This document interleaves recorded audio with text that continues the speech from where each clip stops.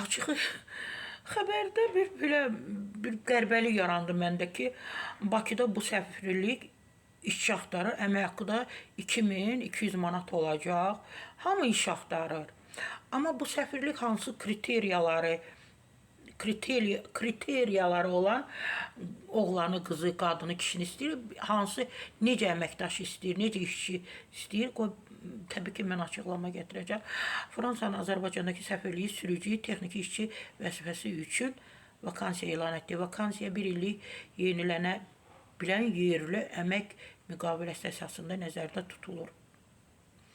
Maşallah, bizdə texniki işçilər o qədər, en qədər sürücülər, əllərində belə A, B, D kateqoriyası olan sürücülük vəsiqələri də var. Təbii ki, istinad edirəm Publika.az operativ media istinadən xəbər verir ki, Publika az vəzifəyə səfirlik əməkdaşlarının daşınmaz avtomobillərinin saz və təmiz saxlanılması, məktub və bağlamaların çatdırılması, eləcə də səfirlik iqamətgahında xırda təmir və texniki işlərinə görə işçi axtarılır və bunlar məhz həmin görüləcək işlərə daxildir.